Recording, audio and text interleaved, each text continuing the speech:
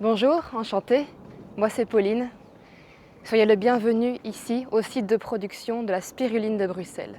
Nous sommes à Watermael-Boisfort et c'est ici que prend son envol la toute première production de spiruline à Bruxelles. Avant de commencer la visite de la ferme, j'aimerais en quelques mots vous expliquer ce qu'est la spiruline. Je ne vais pas y passer trop de temps car c'est un sujet vaste qui mériterait une vidéo rien que pour elle. Dans les grandes lignes, la spiruline c'est un super aliment qui contient énormément de vitamines, de minéraux, surtout le fer, et d'antioxydants. L'intérêt de la culture de la spiruline, c'est qu'elle demande très peu d'eau, qu'elle est très peu polluante, qu'elle ne demande pas de pesticides et qu'elle produit de l'oxygène. Voilà, maintenant que vous êtes briefés, nous allons commencer la visite de la ferme. Dans un premier temps, ici vous avez l'espace des tentes. C'est ici que nous organisons des événements, des barbecues et autres. Avant d'aller visiter l'intérieur de la petite maison, je pense que le plus important, c'est de vous montrer les cultures actuelles, donc les cultures d'été, les cultures extérieures de spiruline. Et voici à quoi ressemble la spiruline dans son bassin, dans son milieu de culture. Alors il faut savoir que la spiruline, c'est une cyanobactérie, aussi considérée comme une microalgue. Donc elle pousse directement dans l'eau. Ce n'est pas de l'eau stagnante, c'est de l'eau vive. Donc on y apporte un petit courant avec une pompe d'aquarium. Et elle a besoin de chaleur et on lui apporte les nutriments dont elle a besoin. Donc nous avons commencé les récoltes cette année. C'est pour ça qu'on n'a pas encore beaucoup de bassins. En tout, on pourra avoir jusqu'à 8 bassins. On a commencé début d'été. D'ailleurs, on a bien fait de commencer cette année parce que la spiruline adore la chaleur. Donc avec la canicule, elle a adoré quoi. Elle a bien produit. Donc voici maintenant l'intérieur de la petite maison. C'est ici qu'on prépare la spiruline, qu'on la met en pot. Mais c'est également ici que nous avons notre culture d'hiver en aquarium.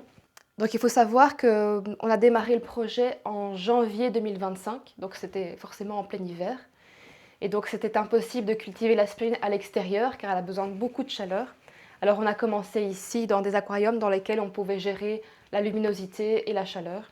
Ici, on ne peut pas produire autant qu'à l'extérieur, mais comme on a commencé par proposer des ateliers de découverte et de cuisine de la spiruline, c'était largement assez pour mes ateliers qui comptaient généralement 10 personnes. Vous allez remarquer qu'il y a ici un espace de couture à l'intérieur de la petite maison parce que j'ai besoin de coudre mes propres pochons de récolte pour récolter la spiruline. Ça, c'est aussi un sujet de vidéo super intéressant, comment récolter la spiruline, en tout cas la manière que j'ai choisi de le faire. Ça pourrait être intéressant de le partager, oui. Bon, il m'arrive bien sûr de coudre aussi mes propres projets ici. Nous avons bien sûr ici notre petite collection de bocaux en verre vide pour les remplir de notre spiruline.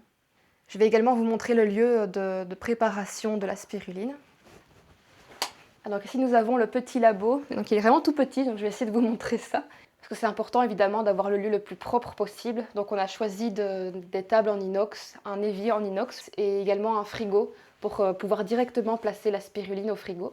C'est également ici qu'on stocke toute la nourriture pour la spiruline. Alors les plus attentifs d'entre vous l'auront remarqué, ici nous proposons exclusivement de la spiruline fraîche. C'est pour ça qu'on a un frigo pour la stocker. Je sais que la plupart du temps, les gens la connaissent sous forme de poudre ou de comprimés, voire de granules. Voilà, nous, on a pris le parti de la proposer fraîche, car c'est pour nous la meilleure façon de la consommer.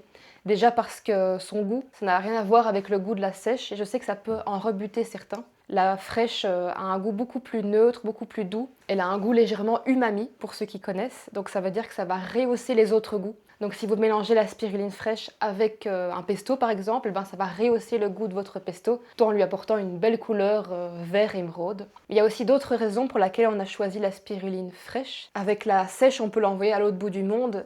Mais nous, notre but, c'est vraiment que ce soit un marché local. Avoir de la spiruline fraîche, c'est assez rare, assez compliqué.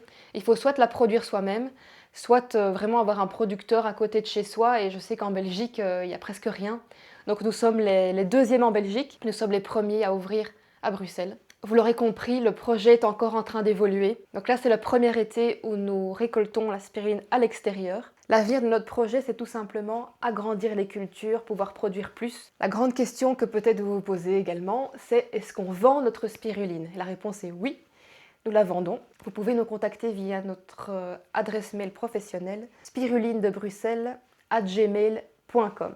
Merci pour votre attention et à très vite dans une prochaine vidéo.